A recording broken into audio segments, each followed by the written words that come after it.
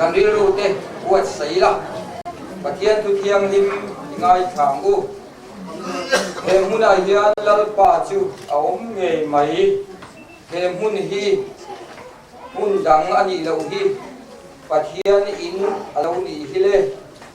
thei hi van kong ka alo ni hi ta po chuan lalpa in pathian chu in zona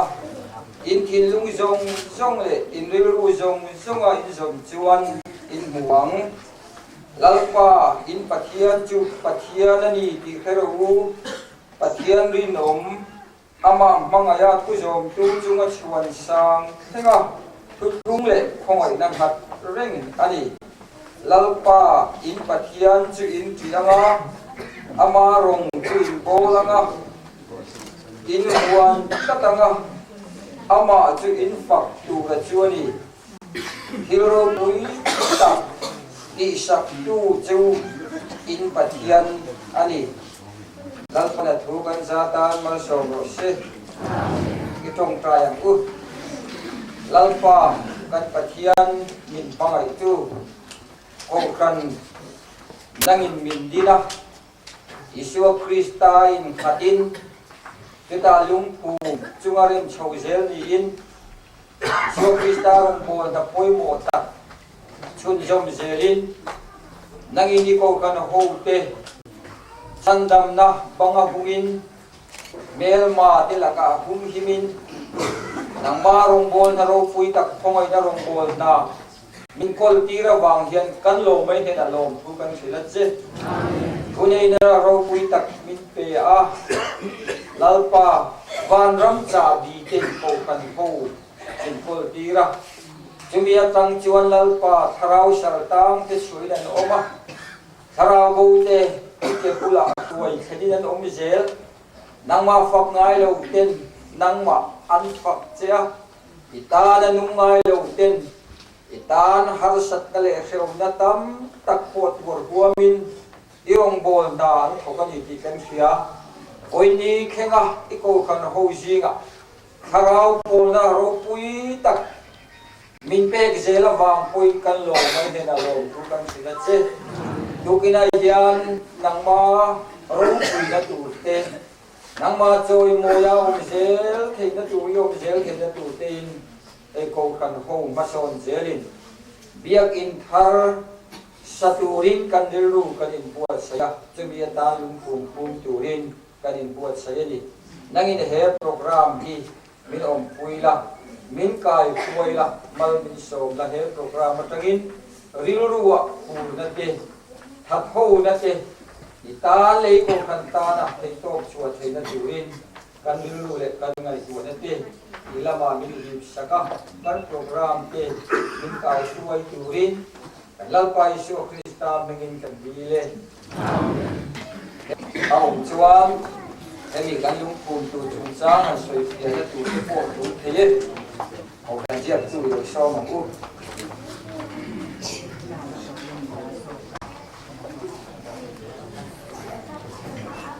ate dang sei na kunan ni ba amaro chu kam di khatlek kan han sei tu chu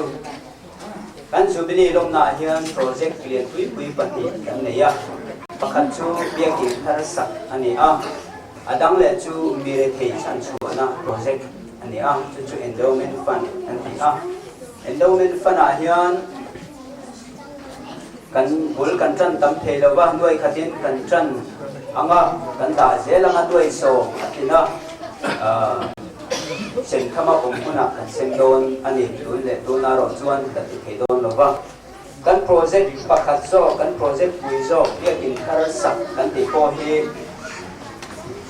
abul chan nan nuai ni tuna hian bank ka kan da chu kan theng to kin kan da zelanga tuna hian biak in thar sak na atan ko san ho ten gut kan thap tan do na kan chiata athar kan sak tak tak thei hun chu eng tinge kan thlelowa ni khorei pol ani mai theya in kan rin ai ma te poin ko san ho kan in pe thei boka amaro chu kin jinga hian chumi lung phum na biakin sak mul trăm na câu san đi phút kan thao đó nè đi kha phía là kan sắp phút đó lo va rồi thế em hay kan quy tu nè đi kha kan huang du mai nè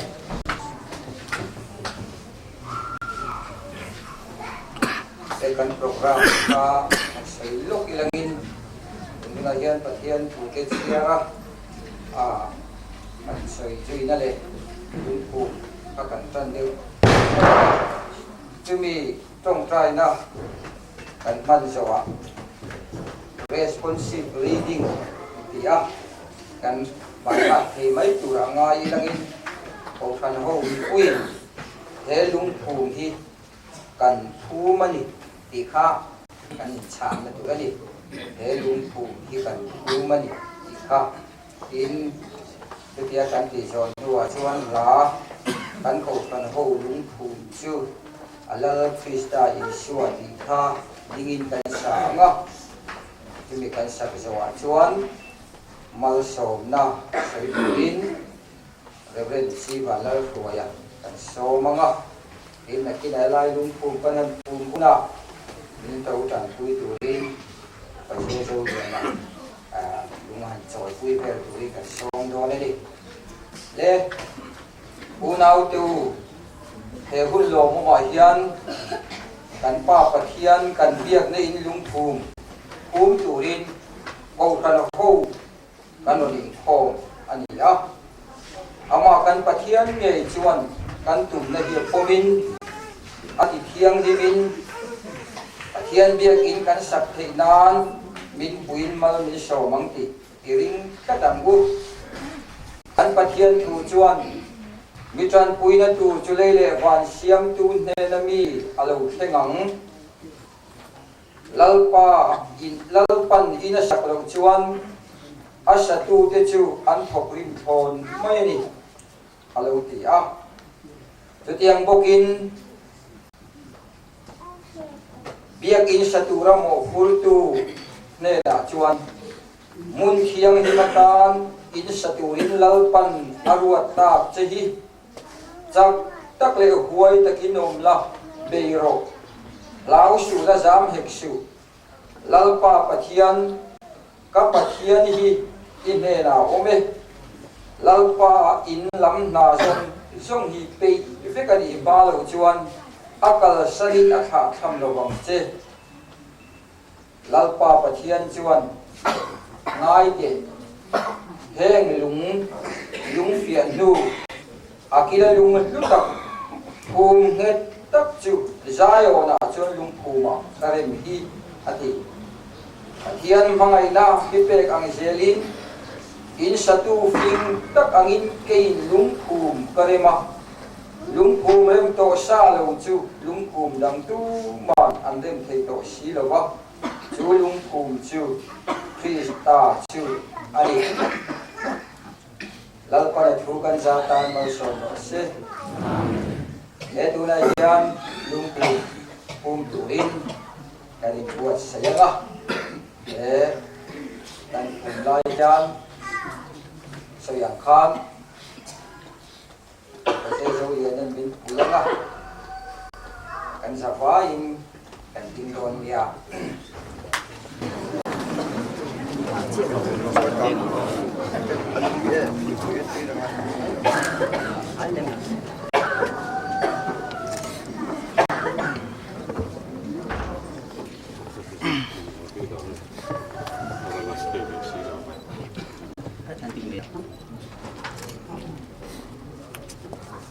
abiak in thiang him chu pathian ro puinan le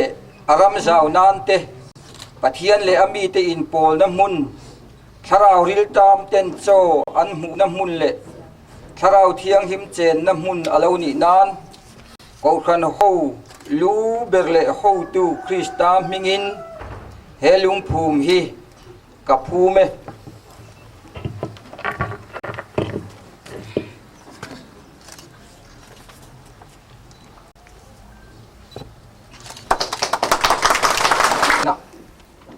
trong trai ang u olalpa kan pathian engkim ti thei chatuan lung pui voina le hun lo la om tura kan be seina zong zong chui chunga kan ngate he lung phum chunga hian i biak in thiang him chu din kan tum ta a he lung phum kan phum ta khilo pomang che he in thiang himata na kan thil hlan le tholom te mal so mang che he in satu tu te hi kai hruain to sualaka te hum himla tir ko te le zol nei te lung phum chunga sak akila lungpoi mo ber Isua Krista chunga rem chho kan ni theina tura thin lung lama rem taka chuk tuale in rem kan lo ni theinan imi te mal somin kai huai zelang che amen i thuang bu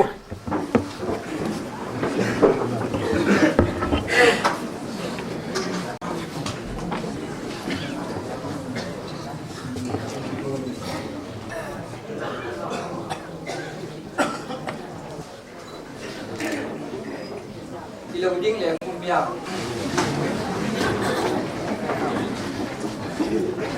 để lung phù cần phù mà nị tin chắc san đòn nha bây in thiang him chu Isua Krista akila lung poi mo ber lung phù thu tập ban lệ in ha na chunga sak alo ni theinan để lung phù hi kan phù mà nị in hi phù khan he in hi ko khan chu khovel huap ani tilang tu thun ta ka in ngat mangai narin chan le chatuana be sei na tar lang tu ani theinan he lung phum hi kan phum ani he in hi pathian in pa pathian si ban za pa ani zia le mi zong zong u nau kan ni zia alan theinan he lung phum hi kan phum ani ko kan chumi zong zong hausa le re thei chan hai le pachia in le lo nei lo te tan poa pathian tran puina don na kong hong tu ani theinan he lung phum hi kan phum ani chuang u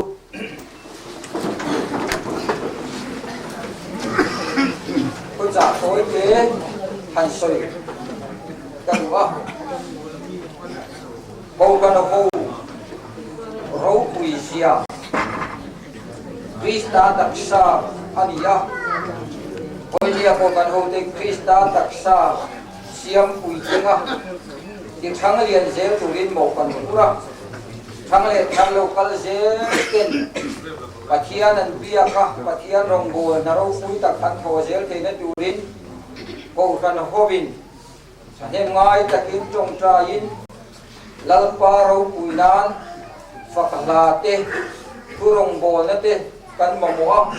ama pol na turmun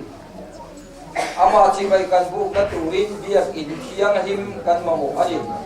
jemi ta chuan biak in thajo te kan mamu zela hoinia yan biak in thajo lalpa ro puina tar lam tu ni se te na lum pu kan lo kum ta a Tumiatan chuan he kovela building ro pui ani na mai pialama aro pui na chu a chunga Isua a chenga harau thiang himin a opa chumi ni te tu chuan ke ni ko kan ho te hi ti tak kiseta ri ru thiang him taka lalpa ro pui na tan lalpa mi te kan ni ang takin lalpa du zonga nunga lalpa rong bol da te pato pachua tu ro chuan mo kan pura biak in sapui ting tu hian lungrual angaya in pek angaya thale tui sumle pai te kan thok te angaya ni chemia tan chuan he lung phum kan phum hi alo in zel the na turin mangai na hui khat buana in lung mun khat puwa in lem tam taka lalpa awanga in tung khat chunga he biak in sak na hi kan tho zel theinan lalpan kan jawa in min pui theu ro se amen leading in la kan sa anga kan sak jawa hian ben si ba nal tua ya mal som na soi turin kan so manga chu chu kan hun to an dei do nei la number za tum som lu pakhat na kan ko kan ho lu ku chu malal krista yeshua uire kisen le tu ina kiusian kadani number za tum som lu na bisa ku kan ko kan ho lu kum siru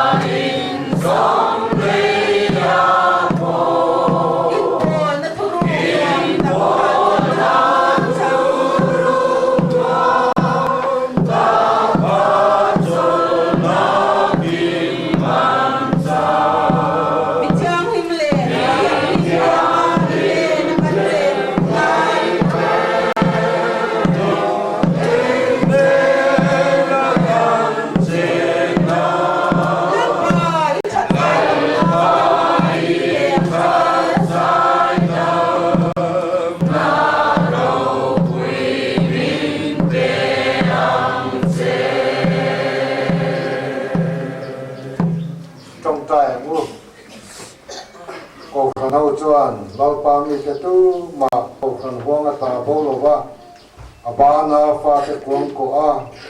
Krista buron kena Krista anna thanglian turain ko phainan